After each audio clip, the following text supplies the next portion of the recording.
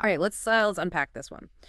Welcome everyone to a deep dive based on some interesting source material about a pretty notable sentence commutation. Yeah, this is a big one. Today we're really digging into President Donald Trump's decision on the federal sentence for Larry Hoover, the founder of the Gangster Disciples. That's right. And the core facts the source lays out are quite something. I mean, Hoover was serving multiple federal life sentences. Right, in a supermax. Yeah, out in Colorado. And this was after he was already locked up for a state murder conviction from way back in 1973. So the federal charges, the ones from 97 that the source focuses on, they were for running the whole operation from inside prison. Exactly. Overseeing the gang, allegedly ordering murders, beatings, drug deals, Mm. all while incarcerated for a murder already. It's quite the situation outlined. And the material really brings up this sharp contrast, doesn't it? Like on one side, Well, the source points out a judge once called him one of the most notorious criminals in Illinois history. Pretty strong words. definitely. But then the other side. Yeah. Then the source brings in his attorney's argument, saying, look, he's rehabilitated now. He's over 70 years old. He's just not the same guy anymore. And that argument, according to the source, that's what seemed to click with President Trump. It appears that way based on the material. So, yeah, our goal here is to really take these details from the source and just unpack what this decision actually means and, the different viewpoints presented. Okay, so let's get into the specifics of the commutation itself. The source confirms Trump commuted the federal sentence. That's key, right? Absolutely key. It relates specifically to that 1997 federal conviction. That's where he got, what, 6 life sentences for leading the gang while he was already inside? And what's really interesting, like you said, is the distinction the source makes between federal and state. Yes. The commutation, essentially a sentence reduction, it only applies to those federal charges. The source is very clear on that. Right, so it doesn't touch his original state sentence, the one from 73. Not at all. The source emphasizes that.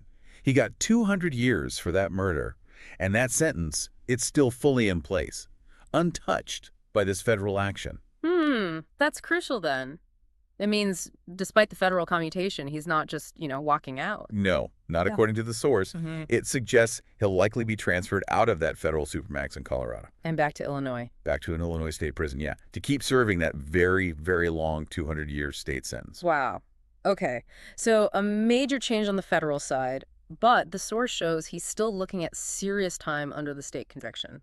Definitely. And this brings us right back to those clashing perspectives the source highlights. Yeah, the rehabilitation argument versus... Right. His legal team saying, decades served, old age, he's changed. He's in his mid-70s. But then the source gives us the other view, Ron Safer, the prosecutor who got that 97 conviction. Yeah, the former lead federal prosecutor. The material quotes him expressing disappointment. He apparently said something like, he believes in redemption, but that some crimes are just, and this is the quote the source uses, so heinous, so notorious, that they're not deserving of mercy, even if someone claims they're rehabilitated. That really captures the core tension the source is showing us, doesn't it? It really does.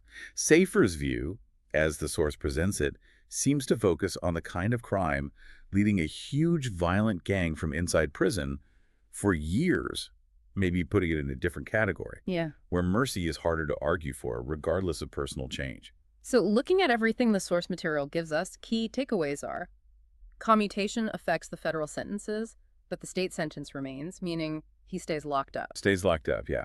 And you have these two totally opposing viewpoints presented, rehabilitation versus the sheer gravity and nature of the crimes. This whole case, just looking at the information in the source, it really makes you, the listener, think about some fundamental things, doesn't it? For sure, like what's the point of sentencing? Is real rehabilitation possible for someone convicted of directing crime on that scale from behind bars?